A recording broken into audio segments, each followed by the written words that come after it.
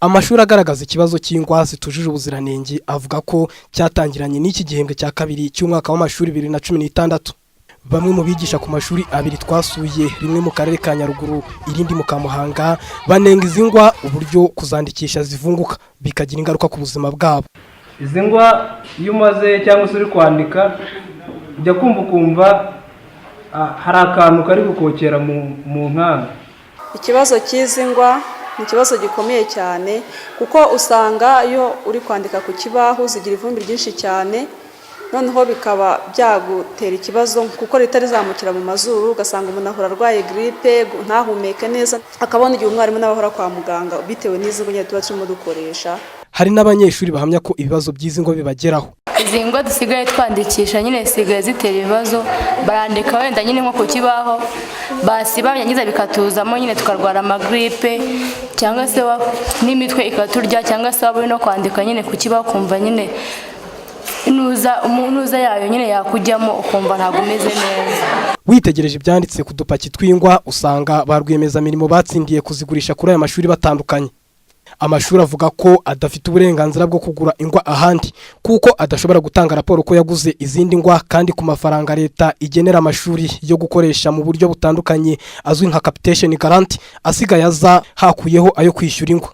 Ibi bituma hari abarimu bahitamo kurengera ubuzima bwabo n'ubw'abanyeshuri bakigurira ingwa batabonamo kubatera ibibazo. Nagize ikibazo nanjye nakoresheje ingwa nshyashya zasimbuye izo twari dusanzwe dukoresha, nzikoresha kugera saa sita, mpita numva mfite ikibazo gikomeye, n'ubusanzwe ngira allergie.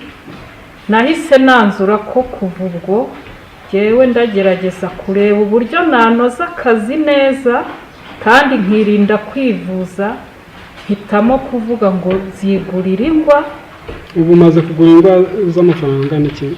Naragiye ngura agapaki muri papeteri mu mujyi wa Muhanga, nkagura 2300, niko gikoresha. Nubwo ikigo cy'igihugu gishinzwe uburezi REB aricyo cyasinye amasezerano n'aba rwiyemezamirimo batatu bakora bakanagurisha ingwa zandikishwa mu mashuri abanza n'ayisumbuye, gihamya ko uturere twemerewe gusaba rwiyemezamirimo guhindura ingwa igihe tunenze ubuziranenge bw'izo twohererejwe.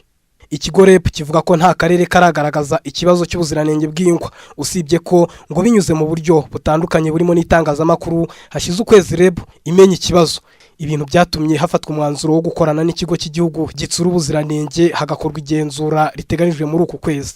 Muri urwego rero turimo tuvugana na RSB kugira ngo hazafatwe za samples, icyo kibazo cyose cyagiye kivugwa ndetse naho kitavuzwe hose, kugira ngo tumenye koko izi ngwa zimeze gute, izi ziriho zikoreshwa mu mashuri, apana kuzifata mu bubiko bw'abazikora, ukuzifata aho ziri mu mashuri zo zikoreshwa kugira ngo harebwe koko aho kuri guherereye. Iryo genzura turagira kurikora vuba cyane muri iki gihembwe kitararangira, kubera ko zatanzwe ku gihembwe. So turashaka rero ubundi twateganyaga muri uku kwezi kutarenze. Ikigo cy'igihugu cy'uburezi gisobanura ko impinduka zakozwe mu kugura ingwa zikoreshwa mu mashuri zatangiranye n'uyu mwaka wa 2016 hagamijwe gushyira mu bikorwa gahunda yo guteza imbere ibikorerwa mu Rwanda. Bivuze ko nta rwiyemezamirimo muri batatu batsindiye isoko ugomba kugurisha ingwa zakorewe hanze y'igihugu ku mashuri ya leta cyangwa afashwa na leta. Hashimangirwa ko ari gahunda idateze gusubizwa inyuma, ahubwo hazakomeza kurebwa uko yanozwa kuko inagamije kugabanya ingengo y'imari yagenerwaga ingwa. Mbere ingwa imwe ikaba yaraguraga amafaranga asaga 30, ubu ngo igura atarenze 15.